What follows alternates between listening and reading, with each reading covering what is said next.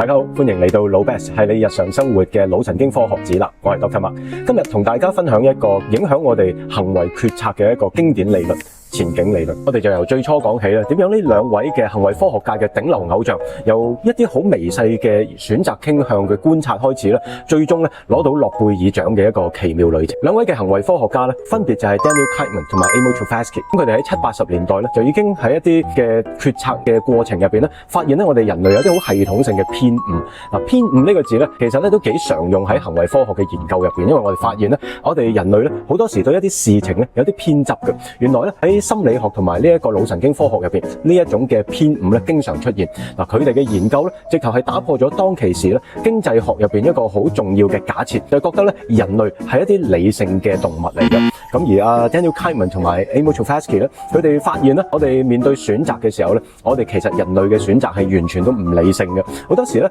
有兩樣嘢係影響緊我哋嘅，第一個咧叫做損失嘅厭惡，第二咧就叫做風險嘅偏好。咁根據兩位嘅頂流偶像佢哋嘅研究發現咧，呢兩個狀態咧究竟係咩意思咧？簡單啲講下，我哋就係當面對有獲得嘅機會嘅時候，大多數人咧會偏向比較保守嘅，但係當我哋面臨損失嘅時候咧，我哋咧就會較為追求風險嘅。咁即係話咧，透過風險咧，希望可以扭轉嗰個局面咁樣嘅意思啦。呢兩個發現咧，當其時咧改變咗整個經濟學嘅研究，咁開創咗咧呢個行為經濟學嘅一個非常代表性嘅一個研究。咁2002年嘅時候咧，更加憑藉呢一個前景理論咧，去獲得咗當其時嘅諾貝爾經濟學。嗱，講到前景理論咧，呢一個不得不提嘅經典實驗咧，就叫做亞洲病問題。嗱，喺實驗入邊咧，佢就將受測者咧分成兩組，咁有同一個 scenario 咧，就用唔同嘅方式咧去演繹出嚟嘅。咁透過大家做唔同嘅選擇咧，去睇下究竟我哋用唔同嘅言語框架咧去表達出嚟嘅同一件事，究竟佢哋嘅選擇會唔會有所分別啊？嗱，不如大家咧都幻想下自己咧係其中一個嘅受測者，咁你面對呢個問題嘅時候，你會點樣做選擇咧？嗱，而家嘅情況咧就係嚟緊咧會有一個好罕有嘅疾病將會咧嚟到去影響你嘅社區，咁入邊咧就有600人咧好有可能咧就會因此而死亡嘅。而家你作為決策者，你有兩個 option A 你就會救翻當中200個人 ，option B 有1/3嘅機會咧，呢600人咧都會全部獲救，而有2/3機會咧，呢600人咧都冇辦法獲救嘅。咁究竟你會點揀咧？嗱，而家俾少少時間大家諗一諗。好嗱，如果你揀 option A 嘅話咧，你就同大部分人咧嘅選擇咧都相似嘅，因為喺個結果入邊咧，有200人獲救呢個選項咧，有72% 嘅組員咧係揀咗呢一個 option 嘅，而 option B 即係600人咧有1/3嘅機會獲救嗰個咧，就只有28% 嘅人咧係選擇呢個選項嘅啫。咁嗱，呢一個嘅情況唔知你係揀咗 A 定係 B 啦。咁但係同一個 scenario 咧，其實呢班嘅研究人員咧就將佢改一改嗰個問嘅方法。所以以下落嚟咧，我哋就當前面冇聽過，而家我哋進入第二個 scenario， 睇下大家會點選擇咯。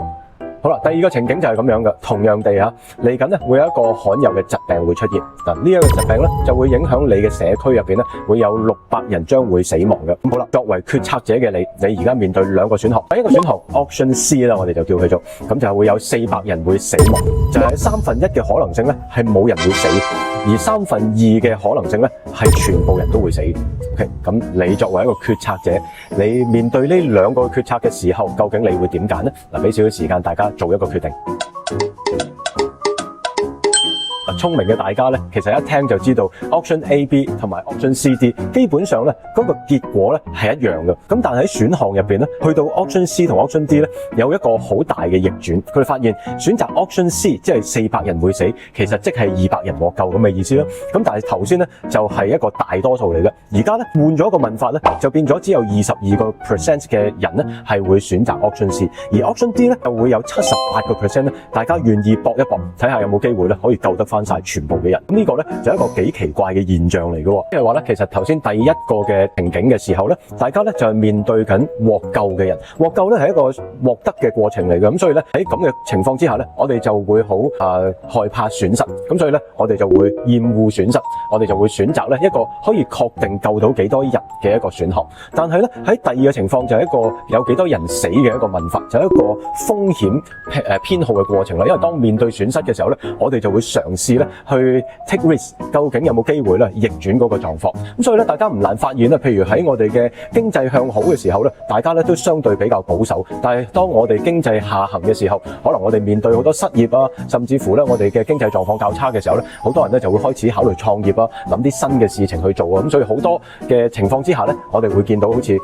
時勢造英雄嘅一啲咁樣嘅情況，就係我哋揾到一啲新嘅方向，亦都揾到一啲新嘅賺錢嘅方式啊等等。好多時咧都有一啲經濟唔好嘅一個時間咧會走出嚟嘅。咁所以咧，大家對於風險嘅偏好同埋呢一個嘅損失嘅厭惡咧，可能咧就會有更多嘅理解。首先我哋就知道我哋個大腦究竟點樣處理呢一個獲得同埋損失嘅過程咧，其實發生緊啲咩事。當我哋面對獲得嘅時候咧，其實負責獎勵評估嘅大腦區域，好似我哋嘅前額葉區咁樣咯，經常都提到。咁佢嘅運作咧就會顯得比較平穩。當我哋好平穩嘅前額葉區咧，我哋咧就唔願意咧係接受一個損失嘅情景，所以咧我哋寧願咧獲得一個小嘅利益而失去一啲機會咁樣嘅。咁而當我哋面對損失嘅情景嘅時候咧，我哋大腦嘅情緒中心，特別係杏仁核，我哋成日都提到嘅，就係當我哋情緒受到影響嘅時候咧，佢就會變得好活躍嘅。而當杏仁核好活躍嘅時候咧，我哋就會嘗試採取一啲高風險嘅選擇啦，或者行動咧，去彌補嗰個可能嘅損失嘅。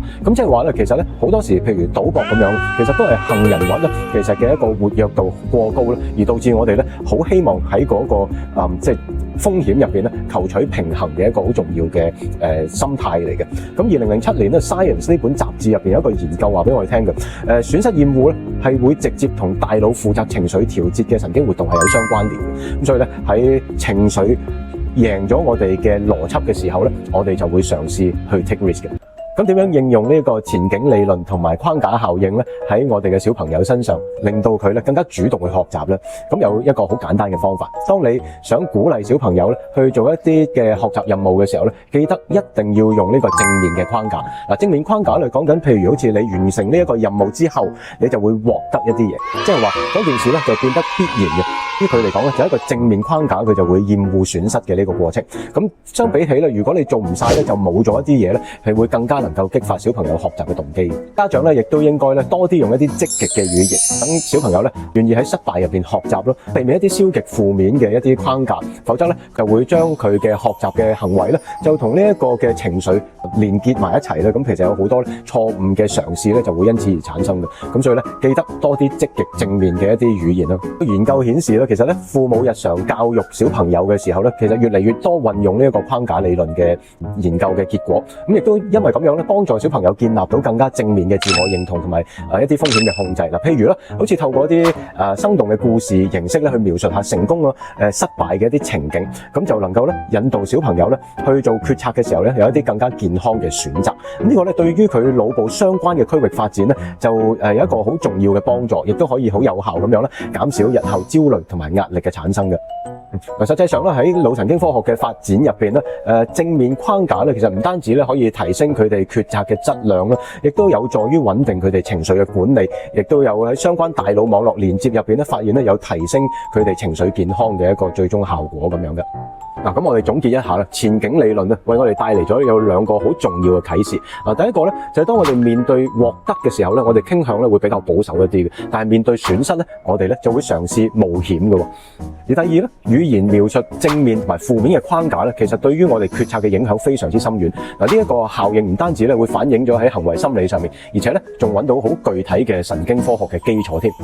更加重要嘅係咧，呢啲理論上面咧唔單止適用於